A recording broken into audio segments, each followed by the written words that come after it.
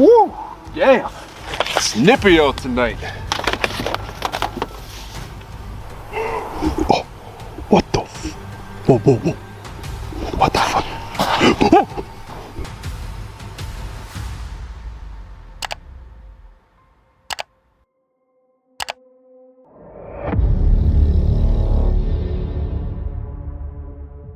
Out in the wild, not every danger looks dangerous at first. A hunter looks down, and a bear starts climbing straight toward him, and a deer walks normally, even though part of its body is gone. Nothing makes sense, I'm gonna be a minute. But it's all real. So if you saw this, would you stay or get out? Around 4 years ago, a brief trail cam clip surfaced on Reddit's oddly terrifying community, and it's not something easily forgotten once you've seen it. At first, it appears to be a normal wildlife recording, but within seconds, something deeply disturbing begins to appear.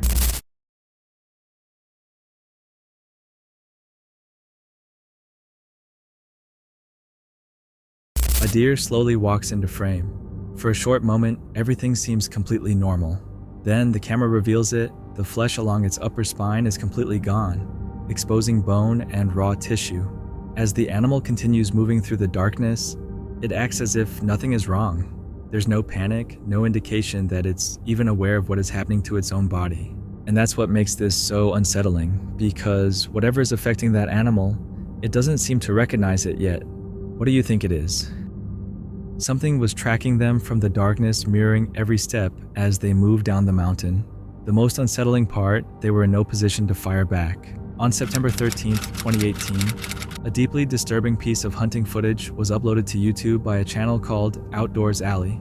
In the video, two individuals head out for an evening elk hunt deep in the mountains. At first, everything about the trip feels routine, but on their way back down, something in the darkness begins watching them. Go! Go! Go! Getting closer. I only saw one set of eyes and it didn't look real big or anything. I don't know, I hope there's not like cubs in a tree or something.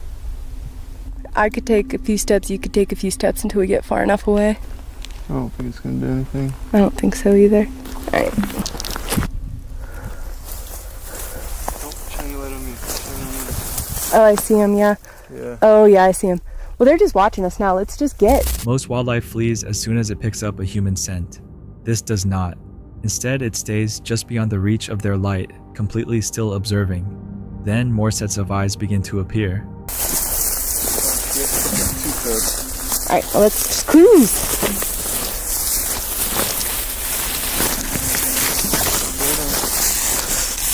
Oh, yeah. Oh, look at her.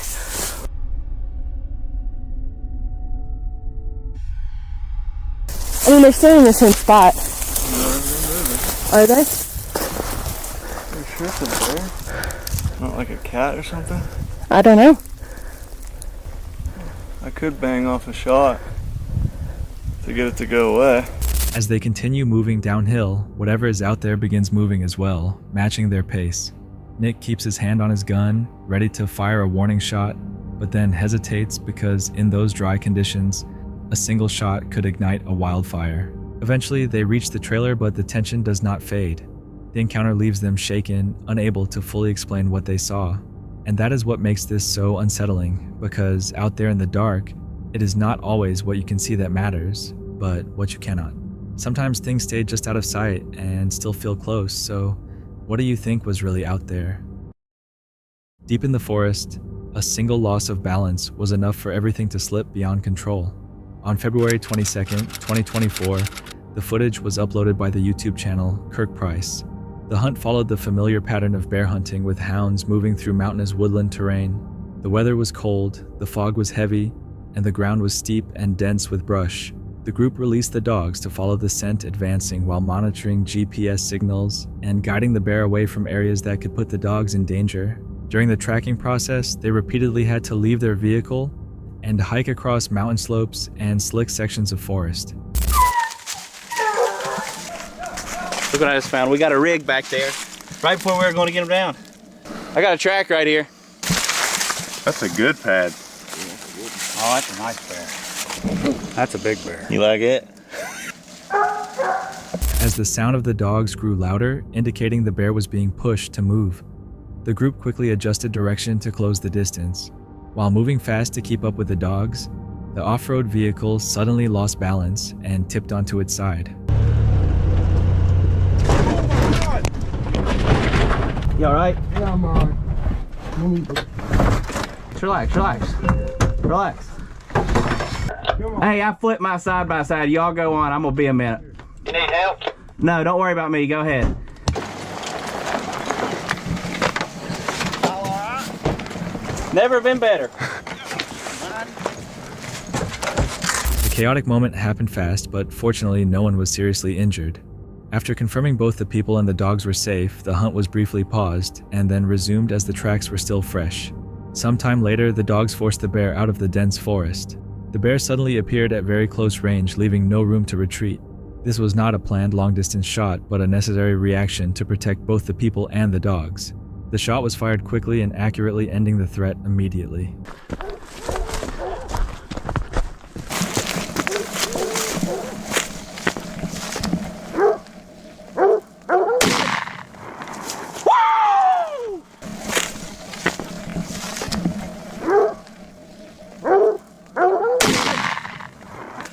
No Yes! way! Deal. Big bear. Who killed it? Me. Way to go. I asked Cole about 3 seconds. 3 seconds before if he wanted to kill it. When the sound faded, the forest returned to silence. The hunt ended not with celebration, but with the understanding that in this environment, even a small mistake can lead to serious consequences. Would you have reacted the same way in that situation? On November 30th, 2020, a disturbing fishing clip was uploaded to YouTube by a channel called Minnesota Fishing Brothers. In this video, one of them heads out early in the morning for a trout session along a quiet creek. But before he even casts a line, something in the brush catches his attention and stops him completely. Check out this freaking doe that I just ran across. It's literally bedded down here. This thing is destroyed.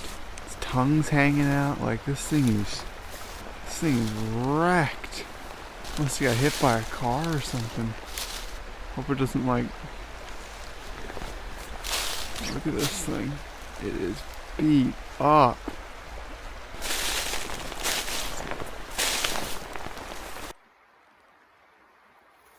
Just off the bank, a deer is slowly moving through the trees. At first glance, it seems normal, but as he gets closer, it becomes clear something is seriously wrong. Its tongue is hanging out. Its eyes appear unfocused, and even with him standing only a few feet away, the animal barely reacts at all. There's no urgency, no awareness, just slow and unnatural movement. He describes it in his own way, and honestly, watching it, it is difficult to disagree. Sometimes situations like this can appear calm on the surface, while something is already going wrong underneath. So, what do you think was really happening to that animal? On November 9th, 2016, while hiking in Uludağ, a group of people suddenly heard faint broken cries echoing through the forest.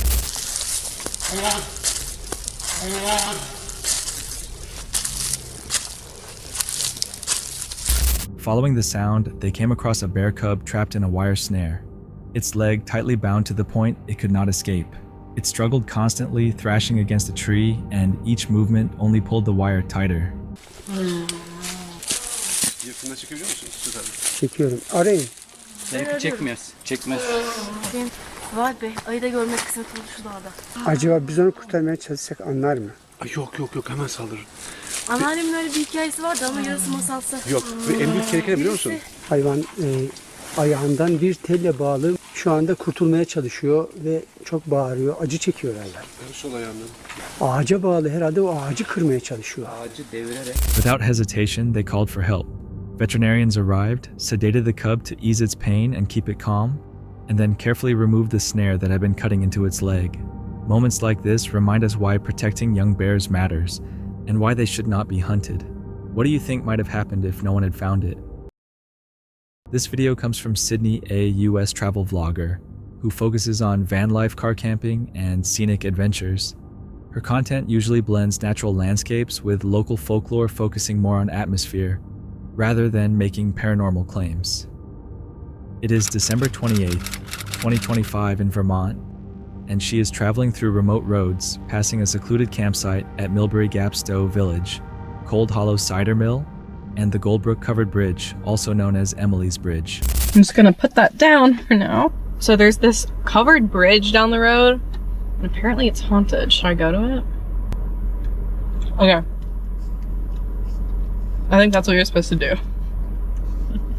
After visiting the cider mill, Sydney continues driving towards Stowe, filming the snowy woods and quiet streams along the way. During the drive, she brings up a nearby covered bridge that is well known in local stories for being haunted. When she arrives at Goldbrook Covered Bridge, she explains how it was built in the mid-1800s and shares the legend of a young woman named Emily, who was said to have died there. She mentions the common stories people talk about, including strange noises, sudden cold spots, and the feeling of being watched, while making it clear that these are only folklore and not confirmed history.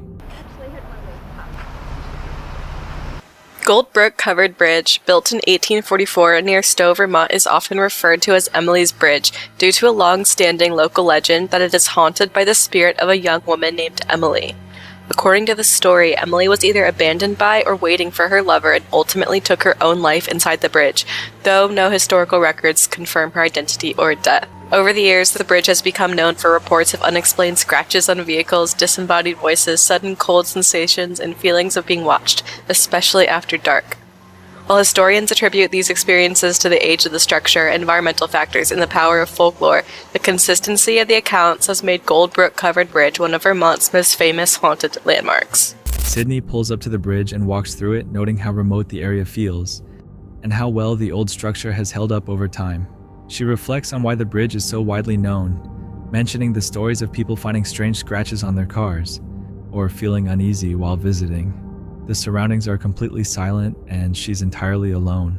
Nothing supernatural appears on camera, but the combination of the location's history and total isolation creates a distinctly eerie atmosphere. It's still very hot. I think my next stop is going to Stowe, and I'm going to take pictures of the church. She stays for a short time, taking in the setting before continuing her drive. Nothing unusual actually happens, but it shows how local legends can influence the way an old isolated place is experienced. After leaving the bridge, she drives through Stowe and continues toward New Hampshire. Once she sets up camp, she reflects on the quiet winter atmosphere of Vermont, and how these stories add an extra layer of meaning to otherwise peaceful locations.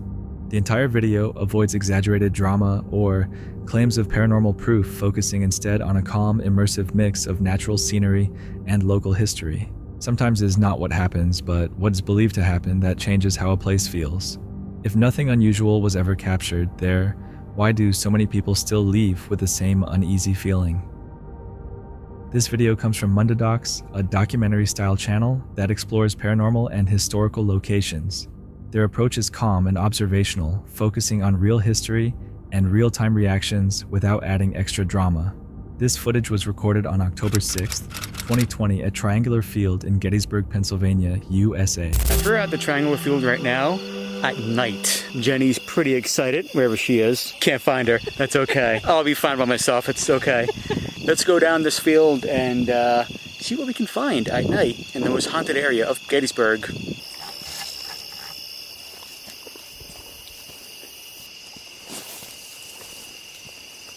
Jesus, watch out for the... Looks like he's spraining an ankle. Could get the stone wall right here. So we are at the top right of the triangle. There we go. Lawrence and Jenny arrive at Triangular Field after dark, following the same paths and tree lines they had explored earlier in the day. The ground is uneven, with the stone walls, large rocks, and thick vegetation lining the edges of the field. The area sits close to Devil's Den, a location already known for frequent paranormal reports. Everything feels still and quiet. The history of the field is tied to heavy casualties during the Battle of Gettysburg, and over time it has become linked to stories of phantom soldiers and unexplained sensations. Is there anyone here with us right now that wants to communicate using this device? Is it okay that we hang out here for a little bit?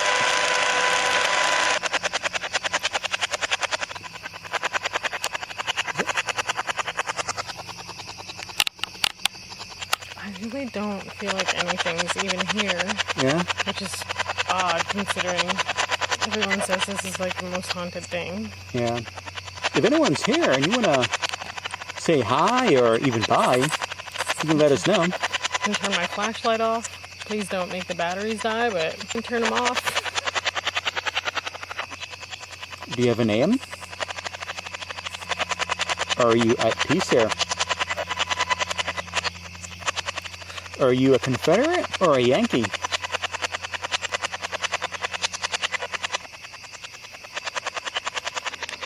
As they move toward a stone wall, a brief pause follows when a faint and unusual sound is noticed. It does not repeat and has no visible source. The moment passes quickly and they sit beside the wall to begin a spirit box session, attempting to detect any presence connected to the area. No clear or understandable responses come through, and the session remains silent. Devil's Den, also one of the most haunted spots in Gettysburg. Fun story about the hill that's next to it. It's called Little Round Top. And back in the 1950s, there's a story about these politicians, I think they're state or local politicians, who went up the hill. That's the path right here we found before earlier. And it was at night, and they were looking down at the fields, and they saw some soldiers coming out of the woods and then back into the woods. And they're like, okay, well, that's interesting. So they went to the park ranger office, and they were like, oh, hey, that's a great reenactment, a show on. And they're like, what show? There are no reenactment soldiers out there in the woods. All right, we're gonna walk down. So we cut through these, I guess we can go through here, and then, because earlier we went straight through here. So, I mean, that has to take you around. So this has to go in a loop, I'm sure. So let's just do that. Check my phone, make sure my battery's not dying. Nope, it's good.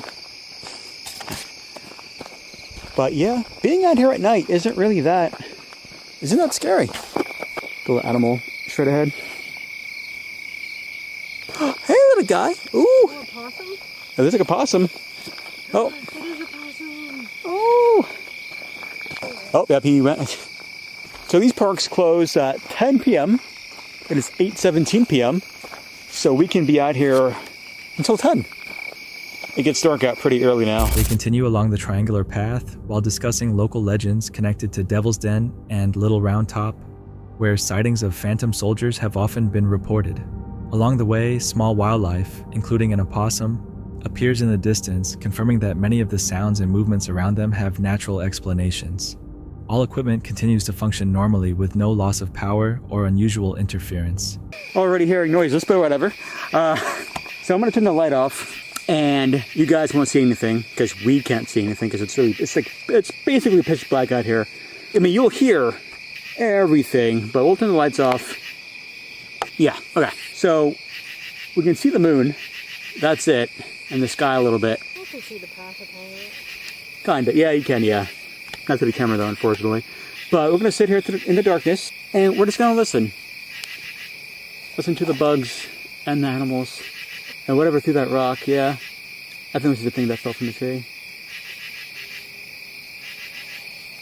But yeah, even being out here in the pitch black, it really isn't that No, like I'm... Later, they sit on large rocks and turn off all sources of light, leaving themselves in complete darkness to focus on the surrounding sounds. Wind moving through the trees, insects and distant animal calls fill the silence, but nothing unusual or unexplained occurs. I thought it was like a weed touching my leg. Yeah. But I'm sure it was a bug. At one point, a brief sensation is felt against a leg, causing a moment of concern, before it is quickly identified as a bug, with no further strange activity following. As the visit comes to an end, Triangular Field does not reveal any strong or obvious signs of paranormal activity. Despite its reputation, the night remains quiet, the equipment works as expected, and no clear anomalies are captured. At the same time, the possibility remains open that different conditions or timing could lead to different experiences. Sometimes a place can feel significant even when nothing clearly happens. If the same stories keep appearing over time, is it just imagination? Or is there something people are still trying to understand? On the eve of a trip to Ireland, a Filipino urban explorer left his responsibilities behind and drove alone into the freezing Canadian Appalachians. This footage comes from the channel Paranormal Discovery, posted on February 26, 2026. He was heading back to the Deadlands, a place where he and his fiancée had previously encountered something that appeared to manifest physically. I am out here in the Deadlands again. Matter of fact, in the exact same spot as the video before this. We had our tent out here, literally right here. I don't know if I could even take them. Anyways, I'm back here solo running this tonight. I'm not gonna do anything too extraordinary tonight. So yeah, Chelsea and I discovered this side of the Deadlands, which last time we actually, thought I just heard some. We actually are convinced that we ran into something like an entity. He returns to the exact same spot as before, where their tent had once been set up, with remnants still left in the ground due to the cold. This time he is alone, only planning a simple follow-up visit, rather than anything extreme. Still, the memory of what happened there before remains clear, especially the belief that they had encountered some kind of entity in that area. With no cell service and dropping temperatures, he sets up camp on his own. Being alone changes everything. The same force now feels unfamiliar and threatening. Yeah, the vibes are completely different here when you're alone. Like they know you're here, and it's kind of ominous right now. It just feels ominous and like almost stupid to be out here alone. Got all the wood in there. Woo! Yeah! It's nippy out tonight. Okay, what was that?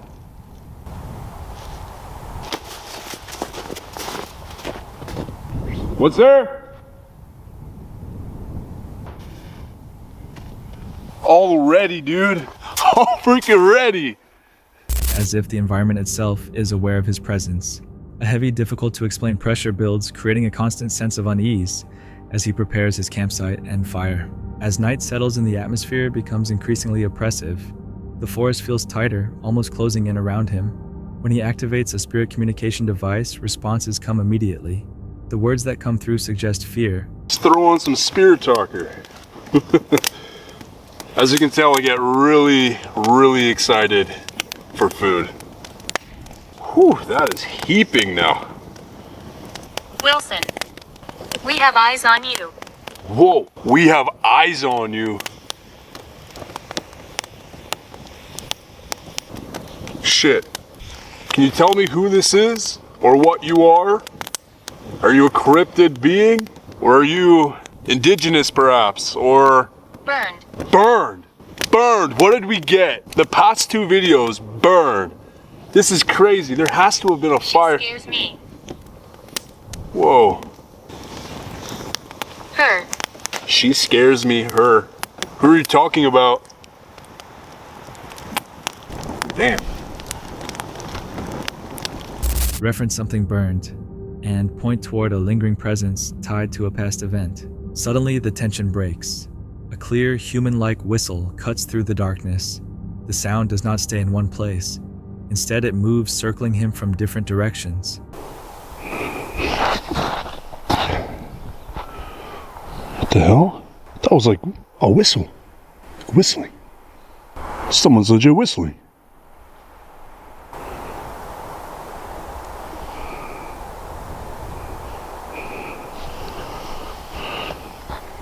What the hell? I don't get a good vibe anymore. I feel like I'm just like in a trap right now.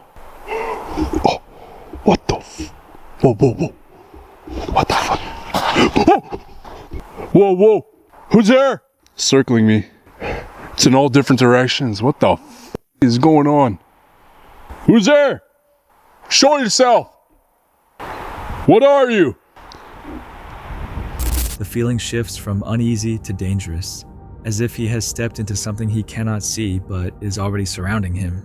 Trying to understand what is happening, he scans the area with his light, but nothing appears. The sense of being watched intensifies. As he checks the perimeter, a loud crash erupts back at his campsite. Oh! Whoa, whoa, whoa. Whoa, oh, shit. No, wait. That came from the camp. Whoa, whoa, whoa! That came from the camp. What the fuck? Something over here? What the This is fucked up. What is this? What are you?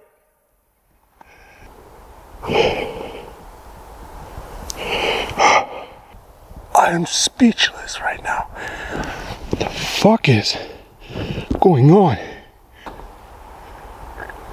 nothing. Literally. Something is moving through his gear, yet when he rushes back, there is nothing there. No person, no animal, nothing visible at all. The experience begins to take a toll on him. His thoughts feel clouded, and the pressure returns stronger than before, affecting both his focus and his sense of control. The situation no longer feels safe. The environment, the sounds, and the unseen presence all combine into something overwhelming. Realizing he is no longer welcome, he decides to leave. The exploration ends abruptly as he retreats from the mountains, taking his footage with him, but losing any sense of calm he had before arriving. In places like this, isolation and memory can mix in ways that make everything feel more real than it might be. But when sounds move, objects shift, and reactions feel physical, it leaves one simple question: was this just the mind under pressure? Or was something actually there, pushing him away? The next clip comes from Backcountry Benny, a US-based bushcraft channel centered on solo wilderness camping and survival skills. It is June 17, 2025, in a remote forested region in the United States. Benny enters the woods without a set plan. The terrain is thick with limited visibility and no established campsite. He starts scouting early, searching for a balance between cover-level ground and distance from clear wildlife paths. The feeling of isolation is immediate. And I noticed that there was bear dung here. There aren't many bears in this area, so it's pretty cool that they're here. I'm gonna get away from here. I don't stand a chance against a bear, so I'm just gonna camp far enough away. He spots large animal droppings along a game trail. The size suggests a larger animal, possibly deer, elk, or bear. The key detail is the location directly on an active trail. Rather than continuing along it, he moves away. This is a precautionary choice, lowering the chance of encountering wildlife later. All right, guys, this is the spot. It's shaded, it's cool. I'm gonna get camp set up real quick. Might relax a little bit, so. Dang, that thing's like 60 pounds. Whew. Okay, so I got a little bit of area cleared out, but it's kind of soaked, so I'm gonna let it dry out for a little bit. So I'm gonna go find some rocks down at the creek so I can build a fire pit. Yeah, that's it. Go grab some rocks.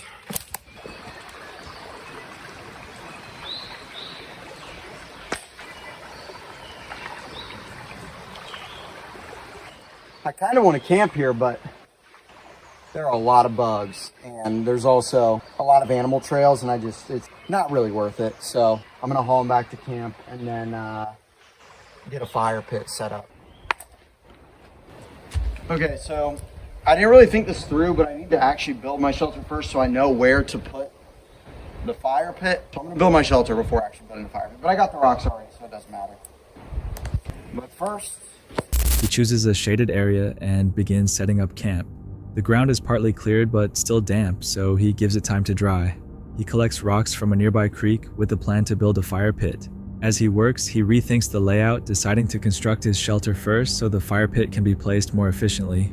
The process continues with adjustments, including changing the shelter structure from an A-frame to a lean-to based on the conditions. The work is physically demanding, and fatigue becomes noticeable as he continues alone. Going down, it's going to be probably dark here in 30 minutes, so hopefully tonight we don't have any issues with animals. The only one I'm really worried about tonight is the black bear. Again, I haven't seen him today, but if there's a bear close, I want nothing to do with it. Alright guys, it's about midnight, so I'm gonna hit the hay. It's about 50-ish degrees, so not too cold. I've got a great fire. I've got loads of firewood and a bunch of blankets. So yeah, that's all about I got for you. I'll see you in the morning.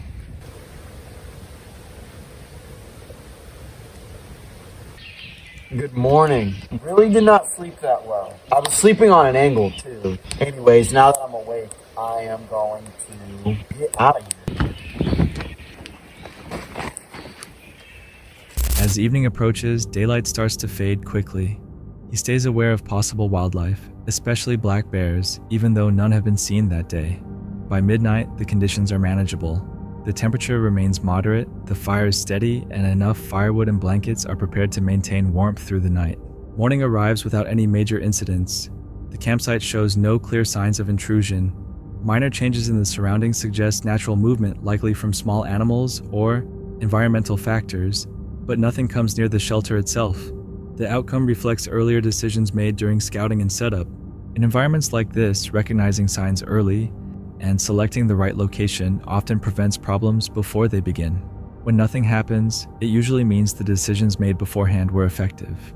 And that leads to a simple question: was this just a quiet, controlled night in the wild? Or did those early choices prevent something that could have happened? That's it for tonight. Which moment creep? Drop it in the comments. Have your own story, share it with us, and stay tuned. The next one is even darker.